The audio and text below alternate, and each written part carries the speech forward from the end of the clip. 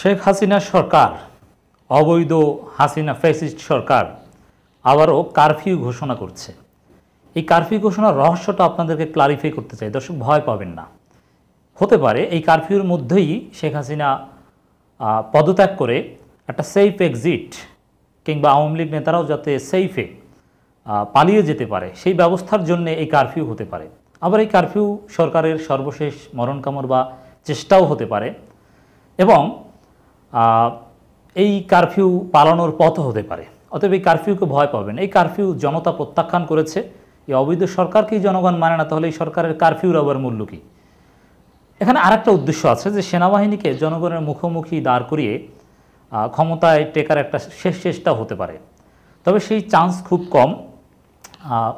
বেশিরভাগ ক্ষেত্রেই সম্ভাবনা রয়েছে বা বেশি সম্ভাবনা রয়েছে যে কারফিউর মধ্যে যে কোনো সময় শুনবেন যে শেখ হাসিনা পদত্যাগ করেছে। তবে শেখ হাসিনা পদত্যাগ করলেই জনতার আন্দোলন থেমে থাকবে না, কারণ শেখ হাসিনা এখন ষড়যন্ত্র করছে ভারতের সহায়তায়। আওয়ামী লীগের এই বি টিম কোনো সরকারের হাতে ক্ষমতা দিয়ে তিনি পদত্যাগ করবেন, সেরকম একটা বন্দোবস্তের কথা আমরা বিশ্বস্ত সূত্রে জানতে পেরেছি। এবং এই কারফিউর মধ্যে যে পদত্যাগ করতে পারেন এরকম কিছু বিশ্বস্ত সূত্রের তথ্য আমাদের কাছে এসেছে, একেবারেই গুরুত্বপূর্ণ তথ্য। কিন্তু জনতার আন্দোলন চলবে, কারণ শেখ হাসিনা তার অনুগত সেনাপ্রধানকে বসিয়ে দিবে এটা জনগণ মানবে না। সেনাবাহিনী দেশপ্রেমিক, সিপাহী জনতা দেশপ্রেমিক, অনেক অফিসার দেশপ্রেমিক, রাইট, কিন্তু সেনাবাহিনীর প্রধান আওয়ামী লীগ, তাকে জনগণ মানবে না। কারণ তার নেতৃত্বে জনগণের উপর কিছুদিন আগে ভয়ানক নৃশংসতা চালানো হয়েছে, হামলা চালানো হয়েছে, এই ফ্যাসিবাদের দালালি করেছে, জনগণের বিরুদ্ধে দাঁড়িয়েছিল। দর্শক, শুধু কারফিউ জারি না, দেখেন এটার তাৎপর্য কি? অনেকে ভয় পেয়ে যেতে পারেন। সন্ধ্যা 6টা থেকে অনির্দিষ্টকালের কারফিউ, এটা পালায়নের কারফিউ, এটা সেফ এক্সিটের কারফিউ। অতএব রাজপথ ছাড়া যাবে না, no curfew, there is no curfew, এটা মানে না। জনগণ এই ধরনের কারফিউ মানে না, এই সরকারকেই মানে না, শেখ হাসিনাকেই মানে না, তার কারফিউ আবার কিসের? ইন্টারনেট বন্ধ করে দেওয়া হলে প্রত্যেক মসজিদের, বাংলাদেশে লক্ষ লক্ষ মসজিদের মাইক ব্যবহার করে আন্দোলন গড়ে তুলে এই আন্দোলন দমানোর চেষ্টা যদি সেনাবাহিনী করে তাদেরকেও জোর করে রাজপথ থেকে হটানো হবে, যেভাবে Awami League, Chhatra League, police League, RAB League, BGB লীগকে হটানো হয়েছে। অতএব সেনাবাহিনীকে আমরা সাবধান করে দিচ্ছি, যদি জনগণের বিরুদ্ধে গুলি চালান, এই আওয়ামী লীগ সরকারের কারফিউ মানার চেষ্টা করেন, কারফিউ বাস্তবায়নের চেষ্টা করেন আগের মতো, তাহলে আপনারাও দেশের জনগণ থেকে বিচ্ছিন্ন হয়ে যাবেন। কারণ দেশ যেভাবে হয়েছে, হয় হাসিনার পতন, না হলে সিভিল ওয়ার, কোনো পয়েন্ট অফ নো রিটার্ন, পিছু হটার কোনো সুযোগ নেই। এই লড়াই অনিবার্য ফল হবে। অতএব সময় থাকতে সাবধান হয়ে যান। সেনাবাহিনীর প্রতি আমাদের এই আহ্বানটাই থাকবে।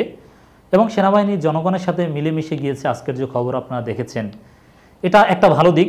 সিপাহী জনতার মধ্যে দেশপ্রেমিক আছে, এটা যেরকম সত্য, আবার এটা নাটকও হতে পারে। এই মিলে যাওয়া, তারপরে হঠাৎ আবার এরা গুলিবর্ষণ শুরু করতে পারে। অতএব সেনাবাহিনীর পক্ষ থেকে বা সেনাবাহিনীর একটা অংশ যতক্ষণ পর্যন্ত না আনুষ্ঠানিক বিবৃতি দেবে জনগণের পক্ষে, সেনাপ্রধানকে অগ্রাহ্য করে, ততক্ষণ পর্যন্ত কোনো সেনাবাহিনীকে আপনারা বিশ্বাস করবেন না বা সেনাবাহিনীর মিশে যাওয়াকে ইতিবাচকভাবে দেখবেন না। দর্শক, সন্ত্রাসীদের শক্ত হাতে দমনের আহ্বান প্রধানমন্ত্রীর। মোনাফেক গতকালকে বলেন শিক্ষার্থীদের সাথে গণভবনের দরজা খোলা, আলোচনার বসতে চায়, আর এখন সেই তারা সন্ত্রাসী হয়ে গিয়েছে। তার আগে আবার সন্ত্রাসী ছিল, মাঝখানে ভালো হয়ে গেছে, আবার সন্ত্রাসী হয়ে গেছে। ধান্দাবাজির আর জায়গা পায় না। দর্শক, এটা হচ্ছে এই ধরনের হুমকি ধমকি, এটাও সেফ এক্সিট নেওয়ার জন্যে। এবং এইগুলোর যে কোনো ভ্যালু নাই সেটা তো জানে। আর যদি দেশের জনগণ বলতে তো আওয়ামী লীগের পান্ডাদের বুঝিয়েছে শেখ হাসিনা, যদি তারা কিছু করতে পারতো তাহলে তো আবার কারফিউ দিত না। এর মানে এগুলো কিছু না দর্শক, এগুলো সব সেফ এক্সিট নেওয়ার জন্য, এগুলো খালি কলসি। আন্দোলনকারীদের সন্ত্রাসী আখ্যা দিয়ে তাদের শক্ত হাতে দমনের দেশবাসীর আহ্বান জানিয়েছেন প্রধানমন্ত্রী শেখ হাসিনা। একজন মানুষ এই শেখ হাসিনার পক্ষে আছে শতকরা?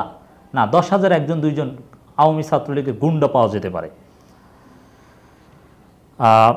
প্রধানমন্ত্রী সহকারী প্রেস সচিব এবিএম সরওয়ারে আলম এই সরকারের তথ্য জানিয়েছেন। তিনি বলেন, প্রধানমন্ত্রী বলেছেন, এখন যারা নাশকতা করছে তারা কেউই ছাত্র নয়, তারা সন্ত্রাসী।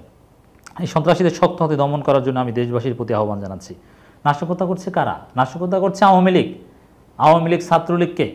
এবং শোনা যাচ্ছে যে পুলিশের অবৈধ অস্ত্র ছাত্রলীগ যুবলীগের হাতে তুলে দিয়ে ওই সন্ত্রাসীদের মাঠে নামিয়েছে, আর জনগণ খালি হাতে তাদের দেশীয় লাঠি হাতে তাদেরকে মোকাবেলা করছে, এর বাইরে কিছু নয়।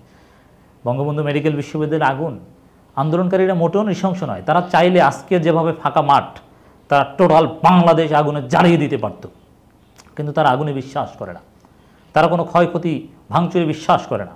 এটা আওয়ামী লীগের এই নাটক, আগুন নাটক। তিনি বলেন, প্রধানমন্ত্রী বলছেন এখন গণভবনে এই নিরাপত্তা বৈঠক করেন, নিরাপত্তা সংক্রান্ত জাতীয় কমিটি, 2টায় বৈঠক শেষ হয়। জাতীয় কমিটির আহ্বায়ক খোদ প্রধানমন্ত্রী নিজেই, এবং মন্ত্রী প্রতিমন্ত্রী, নিরাপত্তা উপদেষ্টা, সচিব, সেনা, নৌ, বিমান, পুলিশ, বিজিবি, কোস্টগার্ড, ফোর্সেস, ইন্টেলিজেন্স ও এনএসআই এর প্রধানসহ এই কমিটির মোট 29 জন সদস্য। এরাও কিন্তু প্রধানমন্ত্রীর সাথে বৈঠক করেছে। এর মানে আইনশৃঙ্খলা রক্ষাকারী বাহিনী, সেনাপ্রধান থেকে শুরু করে সবাই কিন্তু পিওর আওয়ামী লীগের দালাল। অতএব তাদের কোনো ফাঁদে পা দেওয়া যাবে না। জনগণের লড়াই জনগণকে করতে হবে, সেনাবাহিনী লড়াই জিতিয়ে দিবে, এটা সেনা অফিসাররা এই প্রধানকে অবঞ্চিত করা পর্যন্ত এটা বিশ্বাস করা যাবে না। সিপাহী জনতা বিপ্লবের ঘোষণা দেওয়া পর্যন্ত বিশ্বাস করা যাবে না। জনগণকেই অর্জন করতে হবে এই বিজয়। যাই হোক দর্শক, এই কারফিউ টারফিউ কিছু না, এটা সরকারের শেষ চেষ্টা, সেফ এক্সিট নেওয়ার চেষ্টা, এবং মরণ কামড় দেওয়ার পরিকল্পনা হতে পারে। এখন কি হবে? কিছুই হবে না। জনগণ রাজপথ দখল করে, তবে সাবধান, শেখ হাসিনা সহ গণহত্যাকারীরা যেন কেউ পালাতে না পারে, সেটা আমাদেরকে দেখতে হবে।